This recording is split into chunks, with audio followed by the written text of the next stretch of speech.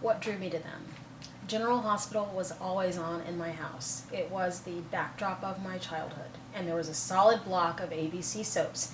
All My Children, One Life to Live, and then General Hospital. And by the time I was school age, I was always home for General Hospital's opening scenes and that telltale ambulance that went, whirring by to let you know that you had seen the first 3 scenes, and it sort of set the tone for what the episode would be. But it was noise to me, white noise, and it got wrapped in with my doll play or homework or whatever else I was doing. And I was aware of Luke and Laura, but a little too young to be truly plugged into their story. And what I had seen had not captured me enough. I was, sophisticated enough, old enough to know what was happening, but it didn't really grab me. I got that they were a big deal, but it didn't affect me and my world.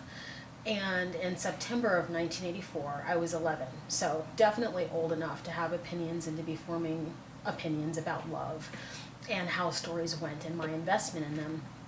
And Felicia came to town dressed as a boy in search of something that had been stolen from her, that Frisco had purchased, not knowing it was stolen. And there's the telltale scene or that Hallmark scene where her hand reaches up from underneath his bed, which he's asleep on, and she's trying to steal her ring and get out of there. And her movements stir him just enough that he reaches down and he grabs her hand. And from that first moment that their hands touched, I remember looking up from what I was doing and thinking, this is different. Something's happening here. I'll never be the same.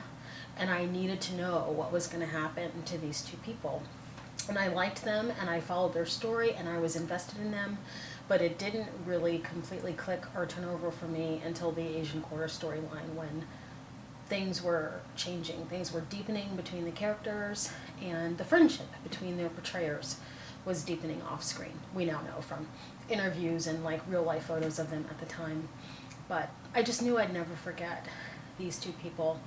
And I sort of felt that it was my life's mission to stand guard, to stand watch, and to make sure that nobody ever forgot them. And that's a very weird thing, and a lot of weight for an 11-year-old to feel, but I thought, I can't let them be ignored.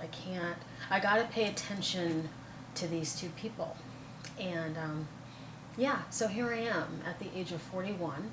It's the 30th anniversary of Frisco and Felicia's beginning, and I guess I'm still standing guard.